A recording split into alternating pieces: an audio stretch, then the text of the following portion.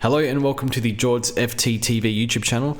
Today we're going to do a video on hunting for some value picks to fit into our team. So basically, I think the way the game's heading is a bit similar to some, not exactly the same, but similar trends to AFL Fantasy where values become more important, especially with your top line players as well. Because if you overpay for too many players, then other people that have gone more value that's worked are going to have a bit of an advantage. So I don't mind overpaying for a few players, but ideally you try not to where you can. So we'll go look for some players that I think are value that you can consider. Of course, do your own research and all that, but we'll go through some players. So some will be obvious, but some maybe not so obvious, but worth touching on a few players. So we'll go through all lines starting in the defender line.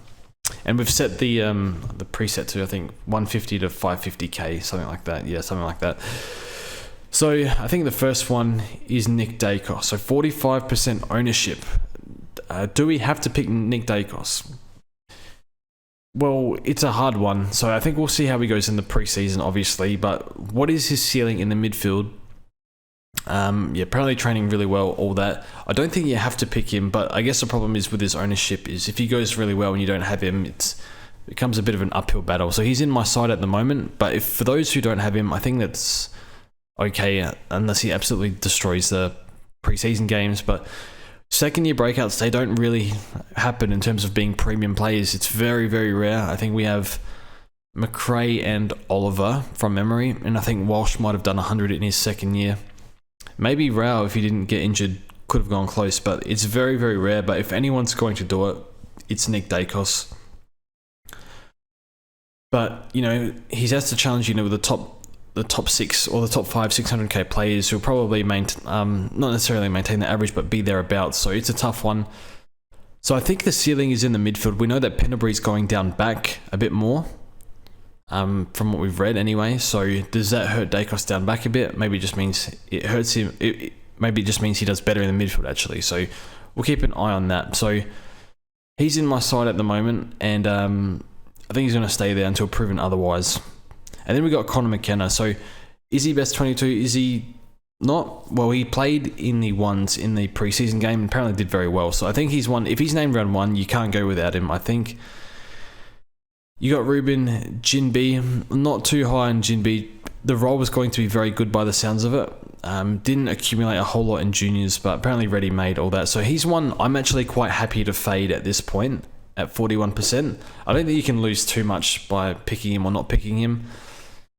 I think temper the expectations for a first-year player. They got a lot of players that want to play down back there, and his better work was in the midfield in his draft year. So going to be playing down back again. I guess see how he goes, but the word is that he's been outstanding. But realistically, 170k, it's a lot to pay for must be 18 years old, I'm guessing. So, but the role will be good. So he's one I'm quite happy to fade, unless he looks like you have to pick him in the preseason. So, I don't have him at the moment, but I'm open to picking him. And then you got like an Elliot Yeo here, 39% ownership.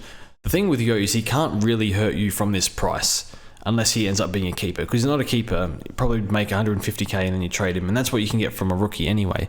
Plus you take on the durability risk. So I understand if you don't want to pick Yeo. My initial reaction, this is probably the one pick where I saw his ownership and I did cave to picking him. So he's in my side at the moment. Any more interruptions and he's out. So we'll see how he goes. But I think I don't think you have to pick him because I'm not sure he's going to be a keeper, or stay fit enough to last the season. So we'll see how he goes. But we know West Coast, they love to take marks down back, and maybe that'll help Ruben Jinbi. So you can just see Yeo demanding the football a lot. And then you got a whole bunch of other players like your Goda. Just going by ownership here. I'm not going to select everyone I see, but Josh Goda should be playing halfback, could be playing on a wing, I'm not too sure. But from what I've read from Match Sim, it's been a bit more halfback. So temper the expectations, second year player, but does have the extra preseason under the belt and built into form into the VFL.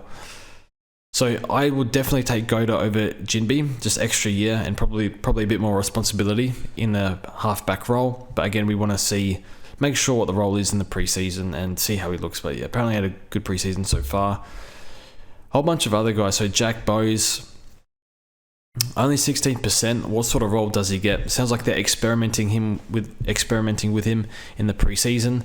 And in all honesty, I have not been impressed with Jake Bowes at AFL level, apart from the opening to the 2021 season where he was just playing halfback, taking all the kick-ins, being the main distributor, and that role kind of went away after he did an injury, I think. So yeah, Dribbly's not great, and we don't know what position he's going to play. So he's a watch, one that I'm not overly keen on, but we know he can score in the right role.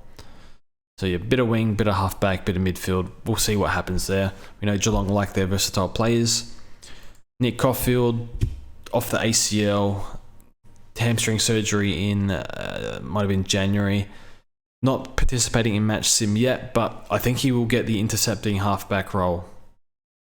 Maybe like a third top, something like that. I'm not exactly sure, but a friendly role where he's averaged 80 in the past. So we'll keep an eye on him. Another one is Hayden Young at just 9%.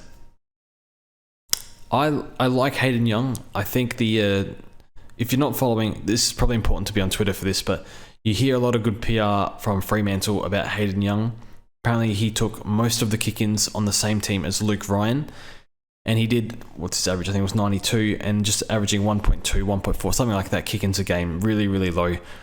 Really, really low number.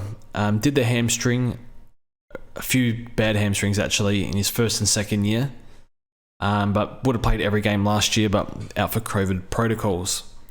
He's made his way into my team at the moment.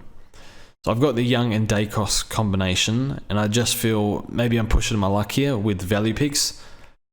But again, we'll see it in the preseason. Like Young, it makes sense if he gets more kick-ins, and they're saying that he's taken massive steps forward this preseason, which is what they are saying. Well, why wouldn't his average increase? So I guess we'll see, get a bit more data in the preseason. And look at some other guys here. I mean, yeah, they're the top. Interestingly, the value ones, the top 8 most owned, are probably the top 8 that are in most consideration for my team at the moment. You got your Liam Jones. I just think that the 32-year-olds in key position defender don't really score well, but he's done 70. He looks really fit, so he could do a 70. But just it's a bit of a weird one. Needs to be like 30, 40k cheaper, I think. Salem's got some issue at the moment, so I wouldn't touch him. Sam Darcy, I think he'll play defence. You got Aaron Francis as you get a game, then Himmelberg's just all over the shop, so I wouldn't touch him just because I don't know what they're doing. And even if he does start at halfback, well, what if he goes forward? We know their rucks are very injury prone, so yeah, I wouldn't be touching Himmelberg. Hunter Clark wouldn't be touching. Ridley might get I think he will get an uptick in score, but is it enough with all the defenders back there? So I think we'll look to the midfield now. I'm not even sure it's worth putting Ashcroft up there just because everyone has him. And then you got Toby McLean. I think I'll touch on Toby McLean, but yeah, I think you need to have him in your side. He was a premium in 2018. First half of the year, played midfield. Second half of the year, Dunkley kind of took over that midfield role, and McLean also copped a knock, which I think hurt him. Went back to a bit more half-forward-ish, but yeah, did 94 for the whole year. Yeah, I think it could be pretty fatal if you don't have him. So, not saying that he'll average what he did or get that role, but I think high half-forward role for him, maybe a bit of mid-rotations. So I think he definitely wants that. You got Will Phillips here. I would definitely be paying for Will Phillips. Sounds like he's having a great preseason. Should get inside mid-minutes. Maybe temper the expectations a bit. Maybe he's like the 4th mid behind. Maybe him and Tom Power 4th and 5th. They've got LDU, they've got Simpkin, they've got Cunnington in the midfield. But you'd think they want to give him some mid-minutes, high talent. So I think he'll stay in. And you can chuck him at M8 or M7, just however things go with what we get. And then Hopper, I don't really need to speak on Hopper. Apparently fully fit, doing really well in the preseason. Trent Cotchin is playing forward this year, so making a bit more room for Hopper and Taranto. I don't think you can not pick him. And you got Tom Mitchell at 26%. So I don't think, it's probably not the video to go too in depth on Tom Mitchell. I have him predicted at 109 average. Some people were saying 115, 120. Some people were saying low hundreds.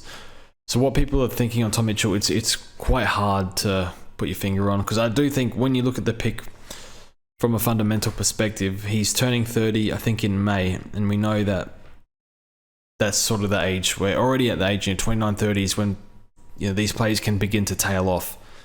We've seen it with Dangerfield, we saw it with Pendlebury, Fife. Well, Fife's had his injuries, I guess, but a lot of midfielders we see it. So yeah, not too sure. And then you got the Collingwood game style, which I think his uncontested possessions definitely going to go down to what they were, and his time on ground won't be as good as it was. But he did 99 average, taking out one game where I think he was sick with low CBAs. So he's one to watch. Might be a bit motivated.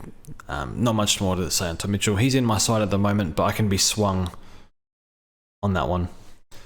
Tom Green is a pretty popular one. Can you go Green and Tom Mitchell and LDU, or like two of these sort of players? I guess you could if you think they're going to work, and maybe you can buy flip one of them. We see Tom Green has the game for it, but does he have the fitness to last out the season? I mean, if he has a really nice early fixture, that's quite frightening, to be honest. So I think you probably want to, as much as I hate to say it, I think you want to be on one of him or Cogs. We know what GWS players have done to us in the past. And hasn't really played 22 games yet either. So yeah, he could be one where you plan to buy flip, or not too sure. So maybe you just keep him. We'll go more in depth on that on the midfielders pod, I think. I think he's definitely an option though. 17%, well respected. I don't think he will be in my team, but I can be swung on that. And looking for a bit more value here. So you got Warple, Dom Sheed. I think Warple apparently played a bit half forward in the trial game, or the what do they do? Match sim. I think the issue with Warple is I'm not sure Sam Mitchell sees him as a midfield piece for the future. They got McKenzie here. They got all their young mids that they've drafted recently, plus like Newcomb. So do they see Warple as a future piece? And we'll try and figure that out, I guess, over the preseason. It is quite cheap, but has been in poor form, and a few things happened, a few injuries and whatnot in the last few years. And then Dom Sheed. So I've called on Dom Sheed. I don't have him in my team at the moment, but I am open to picking him. Needs very high CBAs to score from historically, and is much better for fantasy than Supercoach. So I think he's okay. He'll make money. You can hold him there for however long, but it won't hurt you to not have him, I think. But it does play North round 1, so see how he goes. LDU, really strong back half of the year. Needs to maintain the 80 plus CBAs to go 110, but natural improvement, might be able to a bit more leeway there. He's at the price where he's a bit more expensive than Mitchell and Green, where I'd just rather pay up for like extra money for Jack McRae or something. But I guess it's how much you believe in the pick. You got Warner here. I think Warner's probably a tag target, so nah, not for me, but very talented goal kicking mid. Who else we got? Noah Anderson. Seen Anderson in a few teams, pretty low, but I think it'll be tough for him. A lot of points to go around. Rao, Anderson, and Took, plus emergence of Flanders. They got Swallow in there. I think Hollands is going to play on a wing by the sounds of it, so maybe it'll be those 5 rotating through the midfield. I haven't looked too much into Anderson. I think the numbers are definitely increased with CBAs from when I did the write-up on him. But yeah, just very much if you believe in the pick. But I think I'd probably favour Green and Tom Mitchell at the moment.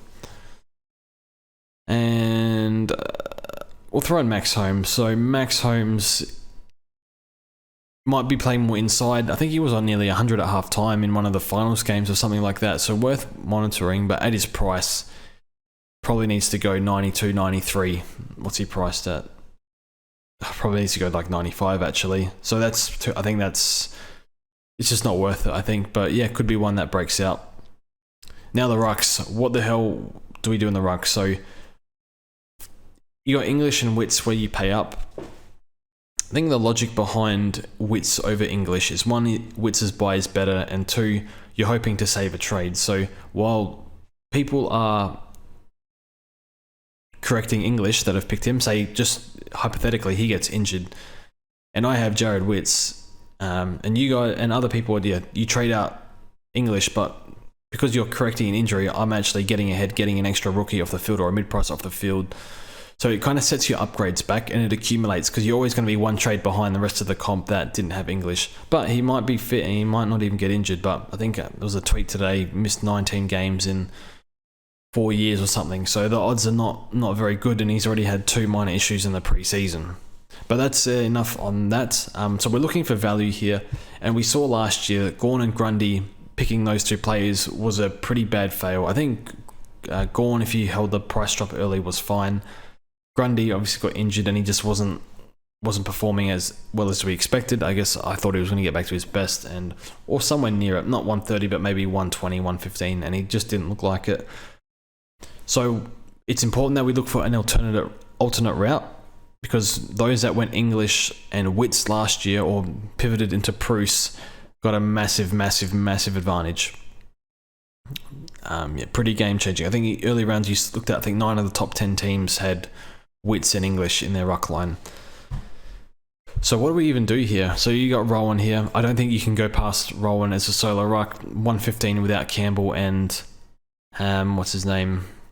Without Campbell and Ryder. So I think you just pick him. And look, durability is a little bit iffy. I think he's played,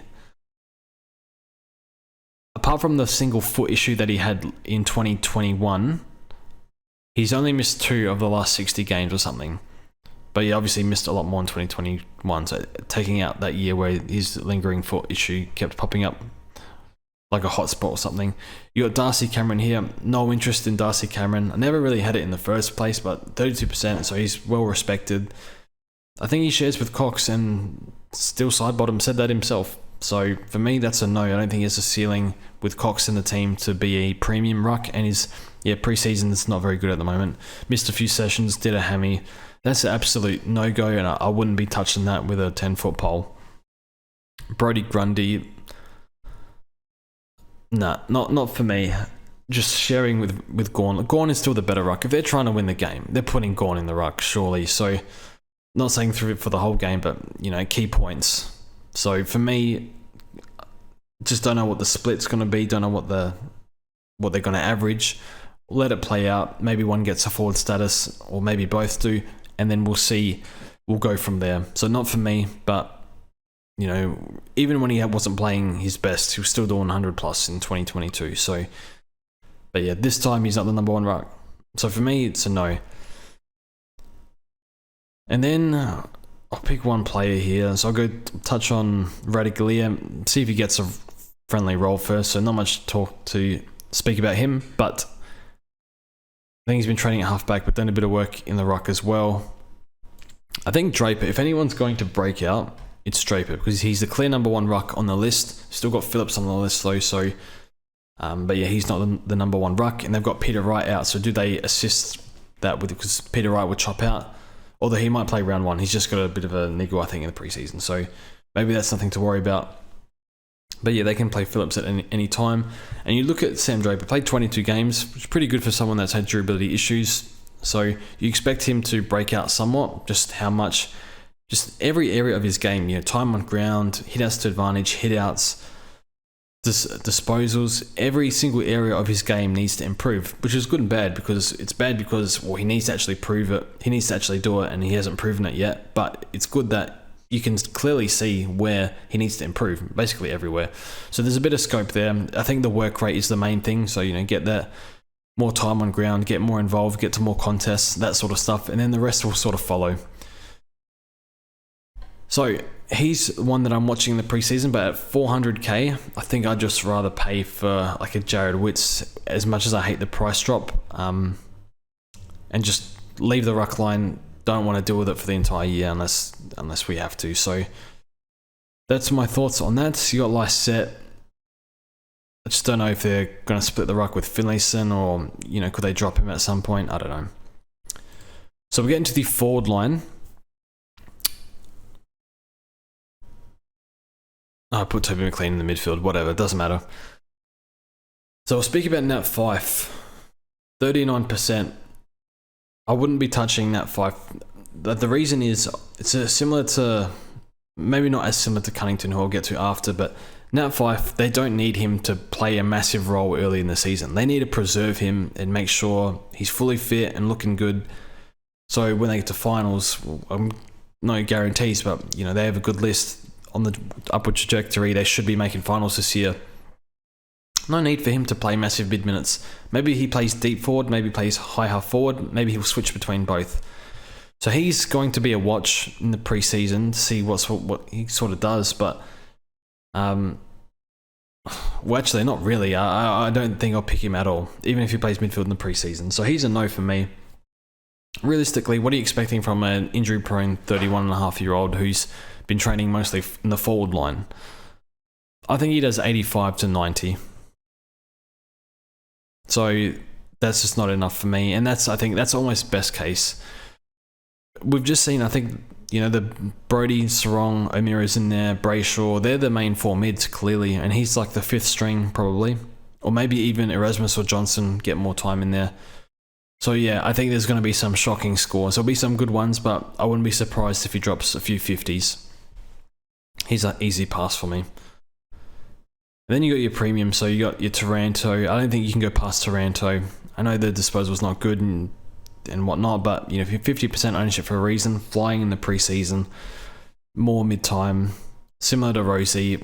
We'll see what happens with their mid-mix with Horn Francis coming in. What does that mean for, you know, do they take Boak out of the midfield? What does that mean for Butters CBAs? What does that mean for Rosie CBAs? I think they're saying that Rosie said that he'll get similar CBAs to what he did at the end of last year. So I think that's probably in the 60s somewhere, low 60s, and that's still fine. He did 105 in that role, so I'm more than happy to lock those two in. Ben King, an interesting one. Well, you look at his scoring from before his ACL, and it's pretty horrific. So he's not one I'm overly interested in. Doesn't get up the ground as much as Oscar Allen, who I actually quite like. So in the COVID year, he averaged 80, and in 2021, he started really well. And I do wonder if he was battling a foot issue through that year or something, because his scoring dropped off a cliff, which was a little bit strange. In 2020, he did get the ruck time. 2021, his ruck time was a lot less, and they've said that they don't really want to use him in the ruck, but he might relief in the forward line. But at 210k, I think he can do 70. Just looking at the 2020 numbers and how he started 2021, played North in round 1 as well. So I'm a fan of Oscar Allen. I like it. I think he's capable of having a spike game, and I think he can not replicate Charlie Curnow or Danaher from the last 2 years, but I think he can get not too far off. Having a great preseason, fitter than he's ever been. Role's not super great, but at 200k, you just want a 75 out of him. So I think he can do that. I've run out of cap space, so we'll get rid of a few players here for a sec.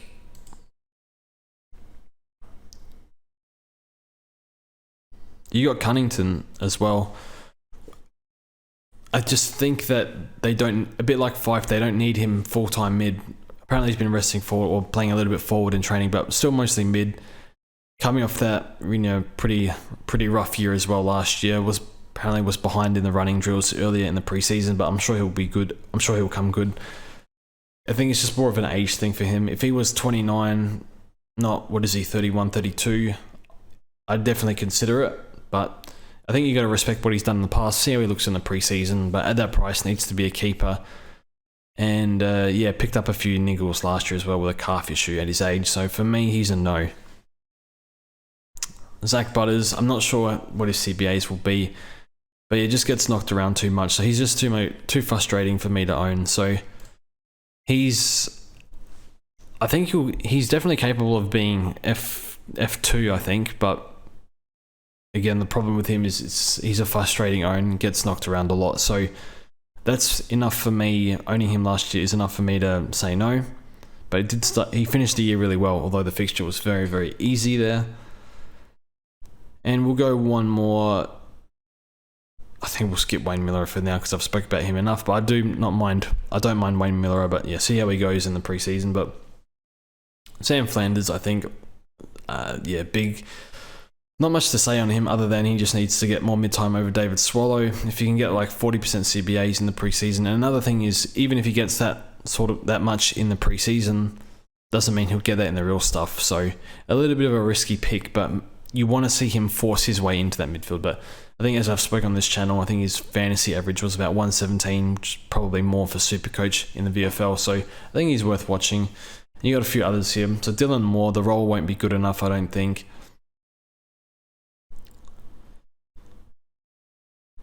And yeah, we're just getting to like the 1%. So not Rochelle, Miller is still at 1%. Just see how he goes in the preseason. He scored well off halfback before. I think he came into the AFL as a forward, did well for whatever reason, wants to play halfback now. But probably want to see him defend really well, because I think that's why he was taken out of the defense a few years ago, because it was a bit of a squeeze with Laird and Smith back there. And yeah, I think the Crows have had this vision of him being a forward or a midfielder for his entire career, and he has a completely different vision. And I think they've figured out now that halfback is his role, or it's nothing. Maybe push up a bit to a wing potentially, but see how he goes. Anyway, they're my value picks. I've taken out a few. I've taken out Young, Green, and Nick Dacos. So if you're looking for some value, I think these picks are, not all of them, but the picks I've spoken about highly of, or even worth considering, I think they're worth looking into. I think the one that's I've become a bit higher on in the past few days is probably Hayden Young. Just has the game for it, scores in all different ways, and just needs more kick-ins, let alone more improvement as they've been reporting. So he's a big one that I quite like at the moment. And yeah, that's all from me. Thanks for watching. Let me know what value picks you're considering, or if you just go on straight guns and rookies and whatnot. But yeah, it's an interesting year this year. So thanks for watching, and we'll see you guys in the next one.